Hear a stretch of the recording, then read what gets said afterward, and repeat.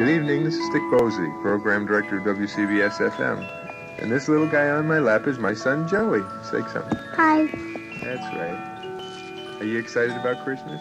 Yeah? How'd you like to hear a Christmas story? I don't know. Oh, come on. Try. Would you like to hear a Christmas story? Yeah. Attaboy. Most of our listeners would like to hear one, too. Okay. So, the staff and management of WCBS-FM, with our wizard's encouragement, form the CBS-FM one-shot players. Our disc jockeys, Tiny Tim, and their whole gang here at the house. We're called the one-shot players because we don't think the critics are going to let us get away with it twice. But we had fun. So will you. Pull up a chair, gather everybody in the house, get all the kids and loved ones up near the fire, and just listen to our Christmas turkey. You got to bear with me now. The one-shot players shows our first and last production, Charles Dickens' immortal holiday classic, A Christmas Carole, the story of greedy old Scrooge. But first, let me introduce the cast and company.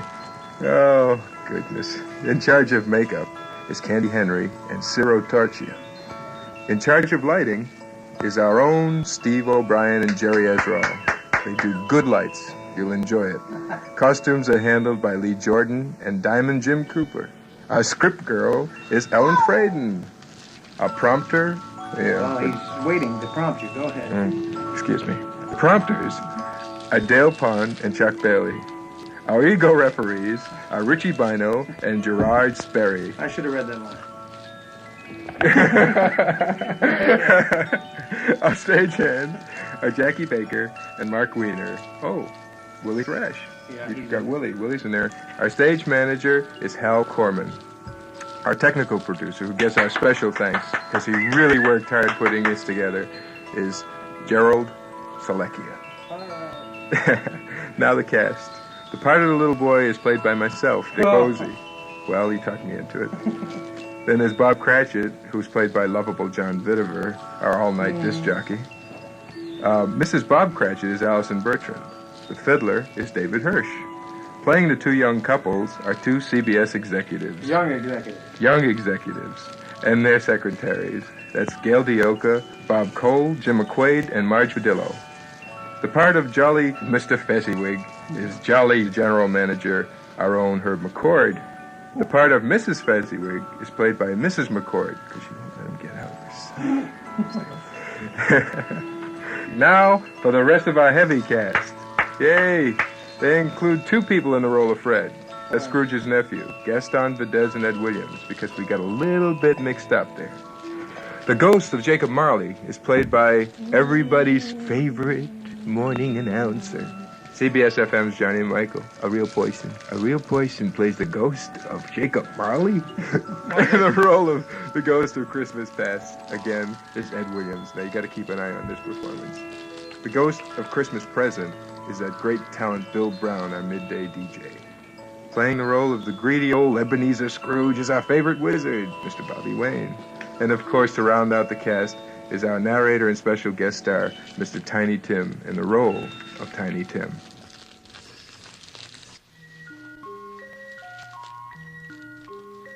Now, we invite you to sit back and enjoy 30 minutes of your Christmas Eve with us as WCBS-FM one-shot players proudly present The Christmas Carole.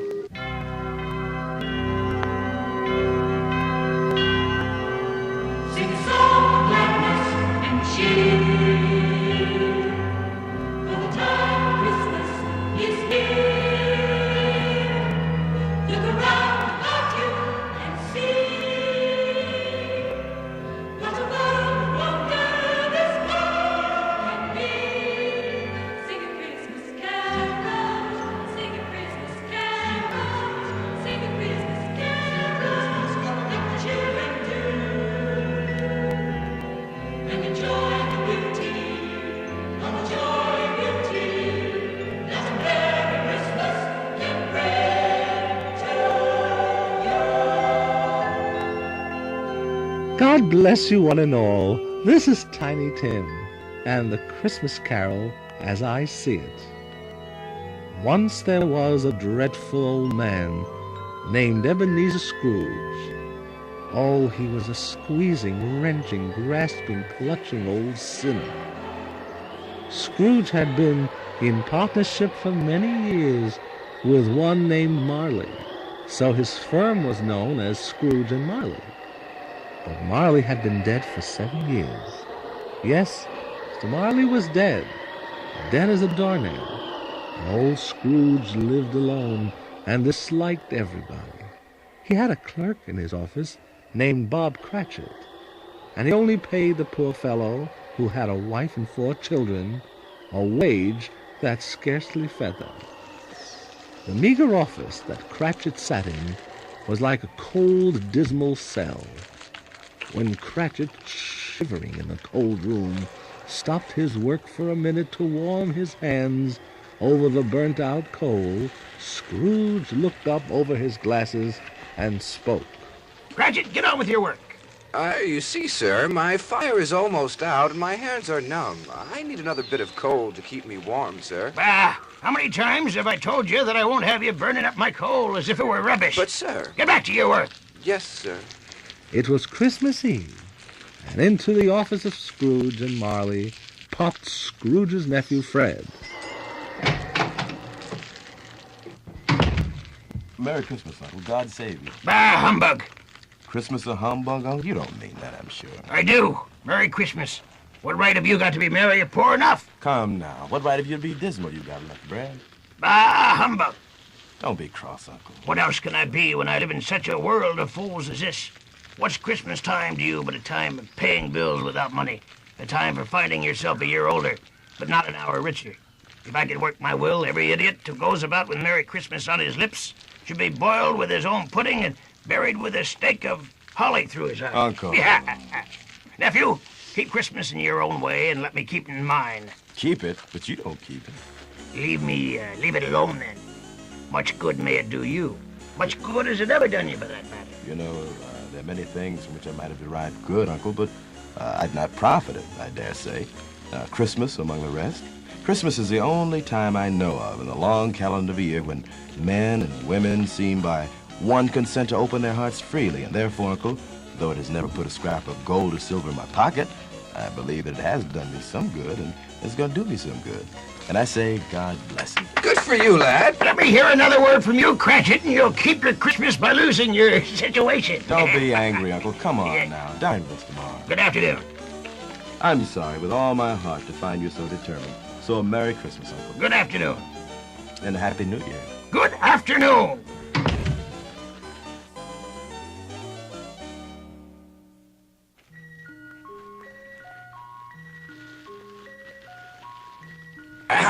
Well, sir, It's what? It's shutting up time, sir. Yes.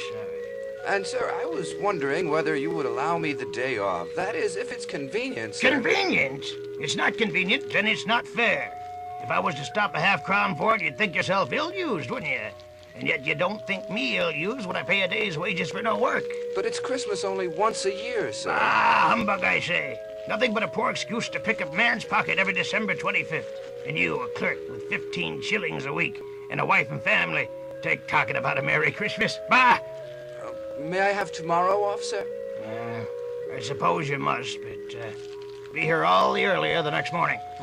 I will, sir. I will indeed, sir. Thank you, sir.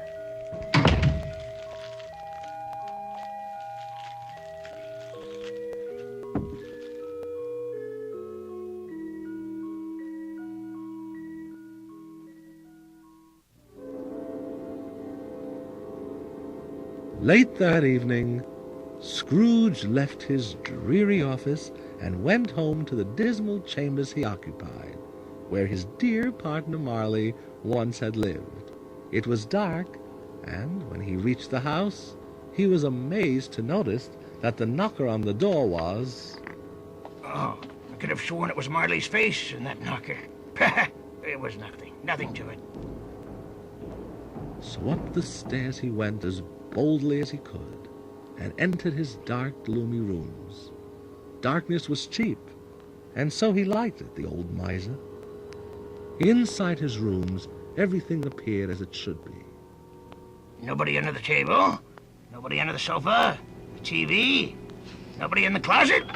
And nobody in his dressing gown, which was hanging up in a suspicious attitude against the wall.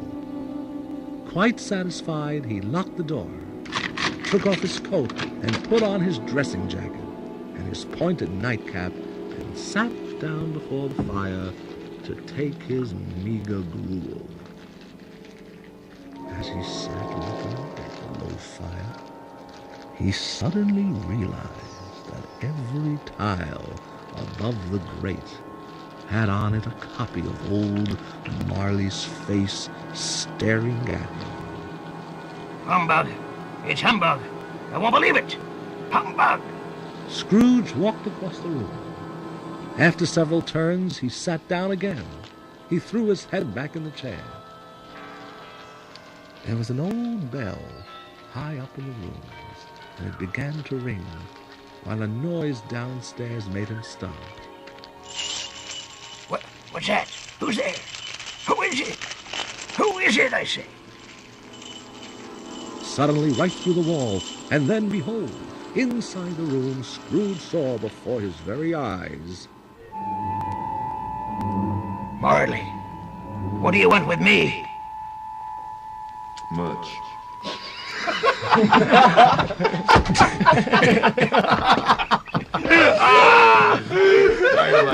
Dynamite. You guys can get off a great line. Wait a minute. Marley. Take two. Marley, what do you want with me? Much. Who are you? In life, I was your partner, Jacob Marley. So do you believe me? I don't. What evidence would you have of my reality beyond that of your own senses? You have a unicard. MasterCard. None of It's them are because mine. little things affect the senses. A slight disorder of the stomach makes them cheat. You may be an undigested bit of beef or hash, a blot of mustard, a crumb of cheese, a fragment of an underdone potato. That's what you are. There is more of gravy than a grave about you, whatever you are. Mercy, dreadful apparition! Why do you trouble me? Man of the worldly mind, do you believe in me or not? I do. I must. But why do spirits walk the earth, and why do they come to me? It is required of every man that the spirit within him should walk abroad among his fellow men and travel far and wide and do good. And if that spirit goes not forth in life, it is condemned to do so after death. Far out. Don't do that. You're all shackled. Tell me why you're all shackled. I wear the chain I forged in life. I made it, link by bloody link, yard by bloody yard. Is its pattern strange to you? Jacob. Oh, Jacob Marley. Tell me more. Speak comfort to me, Jacob, quick. I have none to give you, Ebenezer Scrooge. In life, my spirit never roved beyond the narrow limits of our money-changing hole, and weary journeys lie before me. Hear me. My time is nearly gone. I am here tonight to warn you that you have yet a chance and hope of escaping my fate, Ebenezer. You were always a good friend to me. Thank you. Hear what I say. You will be haunted by three spirits. Why? Without their visits, you cannot hope to shun the earth. Take two. Hear what I say. You will be haunted by three spirits. Without their visits, you cannot hope to shun the path I tread. Expect the first tomorrow when the bell tolls 1. Expect the second on the next night at the same hour. The third upon the next night when the last stroke of 12 has ceased to vibrate. Look to me no more, and remember what has passed between us this night, Ebenezer. When the ghost vanished in the dark, bleak night, Scrooge denounced the whole thing. I won't believe it. Humbug. Bah!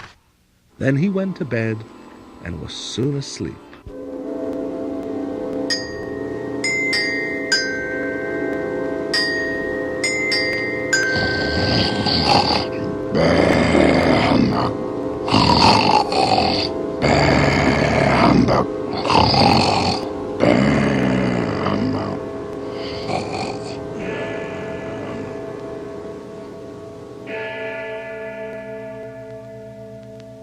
When Scrooge awoke, it was still dark. The chimes of a neighboring church had just struck 12.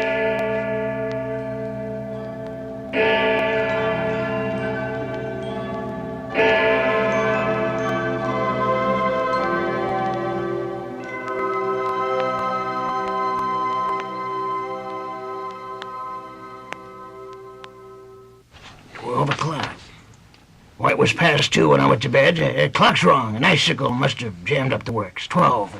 It isn't possible that I can have slept through the whole day and far into another night. It isn't possible that anything has happened to the sun and this is 12 at noon. It's impossible. He scrambled out of bed and groped his way to the window. All he could make out was that it was still very foggy and extremely cold. Back to bed he went again and thought and thought and thought. He said he'd be here when the bell tolled 1. When the bell tolled 1. 1. Humbug. 1 o'clock. The hour itself. Holy. And nothing else. I knew it. Suddenly a light flashed up in the room, and the first of the promised spirit visitors stood before him.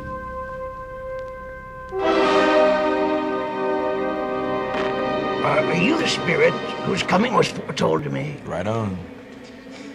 Who and what are you, Pippi? Dig, I'm the ghost of Christmas past. Long past? That's right.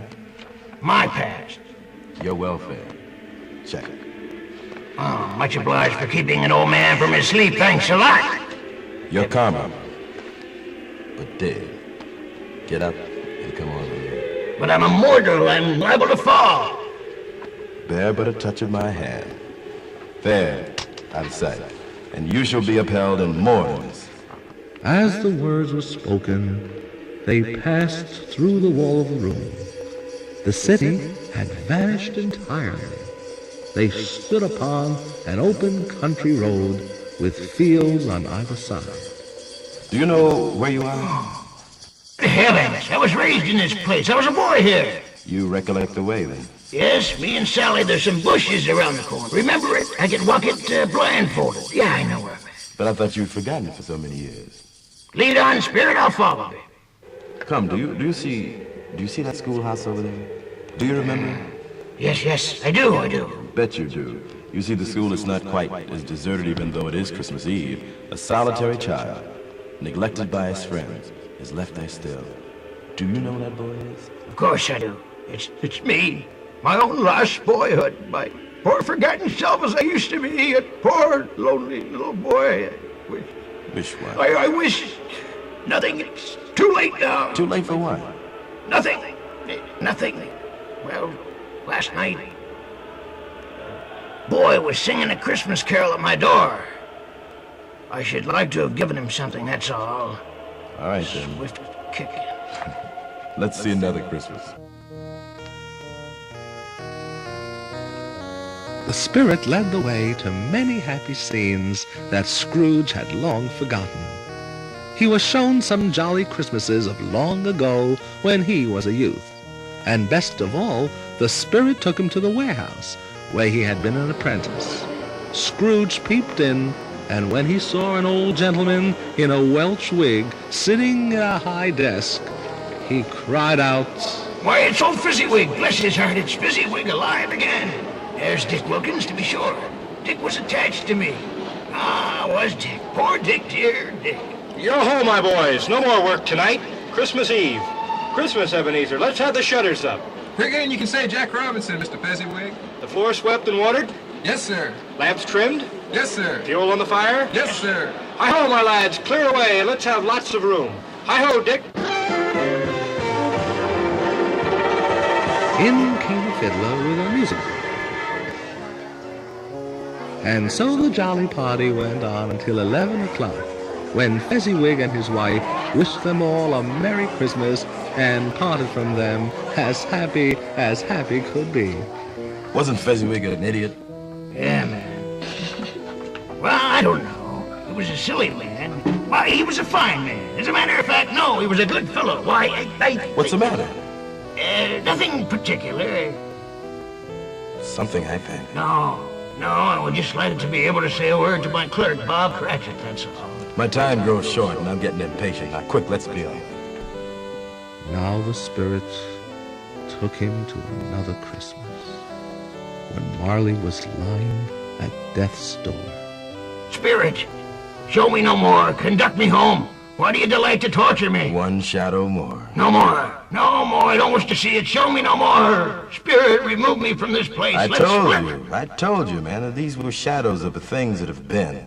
Don't blame me. Remove me. I can't bear it. Take me back. Hunt me no longer. Take me back. Take me back. There's no saying what else the Spirit of Christmas Past would have shown him had Scrooge not managed to get the extinguisher in his hand which the Spirit had carried. By pressing this down, Scrooge put out the light of the Spirit like a snuffed candle. He had barely time to reel into bed before he sank into a heavy sleep.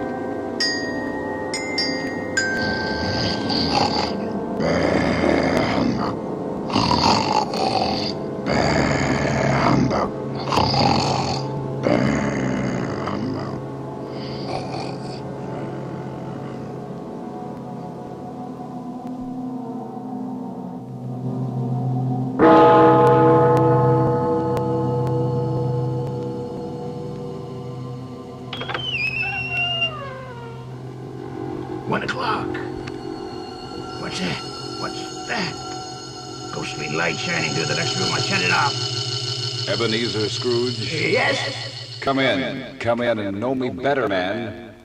What do you want with me? What have you done to my room here? This is my room, but it's undergone a strange, weird transformation. This holy mistletoe and ivy. What does this mean, and who are you? It means you're a dummy. That's Holly. Oh. Who are you, ghosts? I am the ghost of Christmas present. Come closer, fear me not. Spirit, conduct me where you will tonight. If you will have aught to teach me, let me profit by it. Get it on. Touch my robe. Gladly.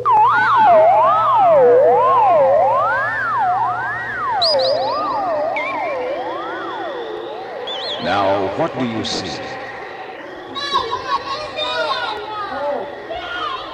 I see bright-colored lights, gaiety. Children playing in the snow. Do you see that house over there? The one with the Christmas wreath on the door, yes. Oh, of course. It's the humble home of my clerk, Bob Cratchit. He's carrying Tiny Tim, his little son. See the boy's little crutch in his helpless limbs? How tenderly his father holds him? Let's go closer.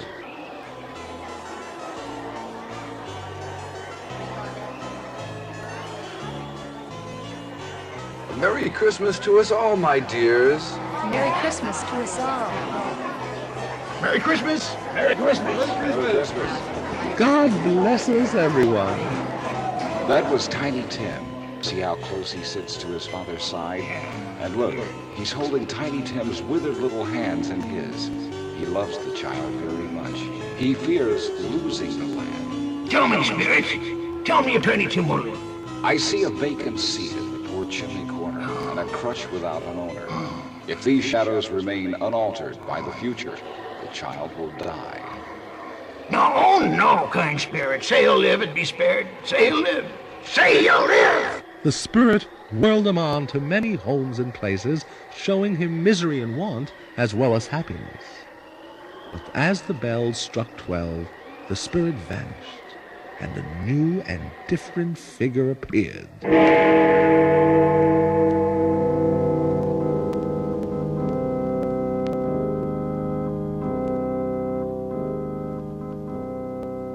It came slowly, gravely, and silently toward him. It was shrouded in a deep black garment, and left nothing of it visible, save one outstretched hand. This was the third and last of his strange, ghostly visits. Scrooge braced himself and spoke. Yes, I know. You're the ghost of Christmas yet to come. I fear you more than any specter I've seen, but as I know your purpose is to do me good, I I am prepared to swing with you. Lead on, spirit, lead on. The phantom moved, and Scrooge followed. And when at length the ghost of Christmas yet to come brought him to a neglected gravestone, the spirit pointed to it. Where? What's this? These awful weeds all around. What is this? I can hardly see. Whose name is written on this crumbled stone? You have... It's Ebenezer Scrooge, me. Oh, no, spirit, no. Oh, spirit, hear me. I am not the man I was. I will not be the man I must have been. Good spirit, pity me, pity me. Assure me that I may change these shadows you have shown me by an altered life. I will honor Christmas in my heart and try to keep it all near. Tell me, I may wipe it off the writing of this terrible stone and get it on. In agony, he caught the spectral hand, but the spirit repulsed him. Scrooge held up his hands in a last prayer to have his fate reversed. He saw an alteration in the phantom's hood and dress. It shrank, collapsed, and then... I'll begin again. I will build my life. I will live to know that I've fulfilled my life. I'll begin today. Throw away the past. The future I build will be something that will last.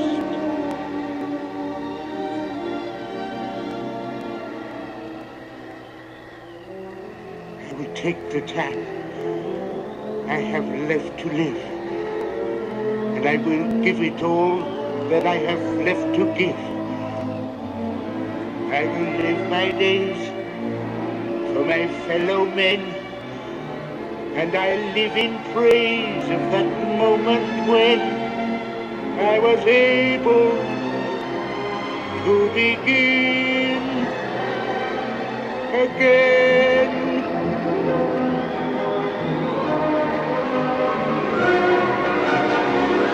I will start anew. I will make amends, and I'll make quite certain that the story ends on a note of hope, on a strong amen, and I'll thank the world and remember when I was able to begin again.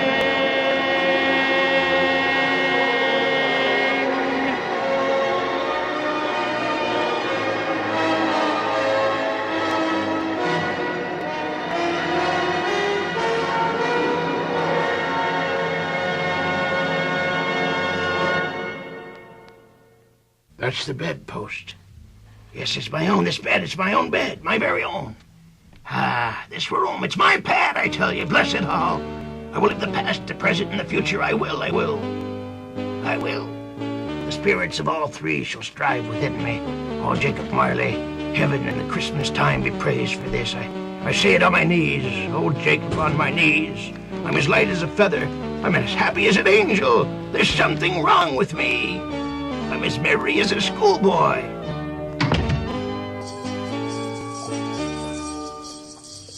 Hello outside there. Hello there. What's today? Today?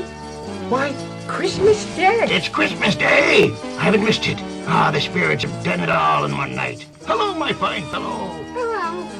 Do you know that the poulterer's shop in the next street, the one on the corner? Do you know it? Indeed I do, sir. An intelligent boy, remarkable boy, man. Come on up, little boy.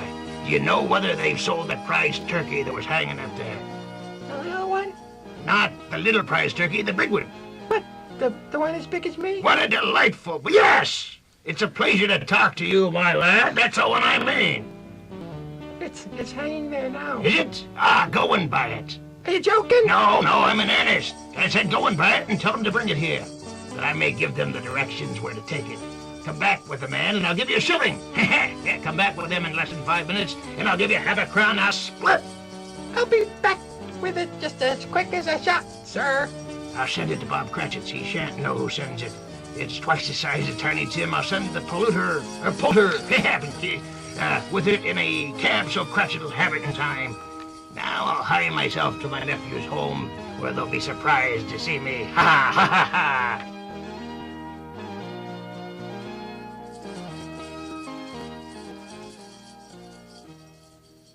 Dressed in his best, Scrooge at last got into the streets. People were pouring forth. Scrooge regarded everyone with a delightful smile. A Merry Christmas! A Merry Christmas. A Merry Christmas! A Merry Christmas. A Merry Christmas to you! Merry Christmas. Merry Christmas. Merry Christmas. He went to church and gave a large donation for the poor. He walked about the streets. He never dreamed that any walk, that anything, could give him so much happiness.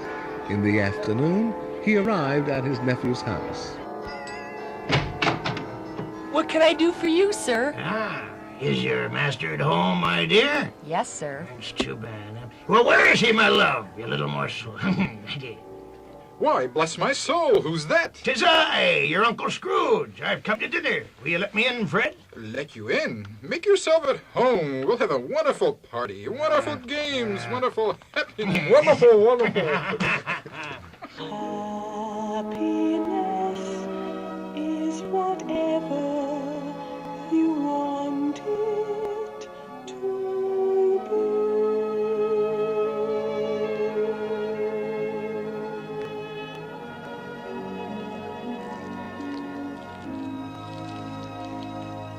Next morning, Scrooge was early at the office. Oh, he was always early there. If he could be first to catch Bob Cratchit coming late, that was the thing he had set his heart upon. And he did it. Yes, he did. Cratchit was full 18 minutes and a half behind his time. Scrooge sat with his door wide open, that he might see him come.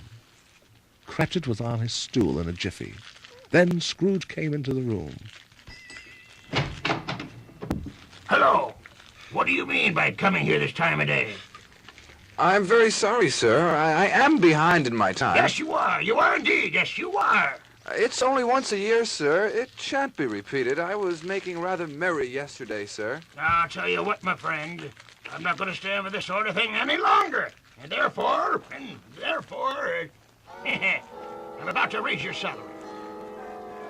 Or smile or something. A Merry Christmas, Bob. A merrier Christmas, Bob, my good man, than I have given you for many a year. I'll endeavor to assist your struggling family, make the fires, buy another scuttle of coal, and stuff like that, Bob Cratchit. Scrooge was better than his word. He did it all, and infinitely more. And to Tiny Tim, who did not die, he was a second father. He became as good a friend, as good a master, and as good a man as the good old city knew, or any other good city, town, or borough in the good old world. He had no further experience with spirits, but lived a happy life ever afterwards, and it was always said of him that he knew how to keep Christmas well, if any man alive possessed the knowledge. May that be truly said of us, and all of us. And so, as Tiny Tim observed, God bless us, everyone.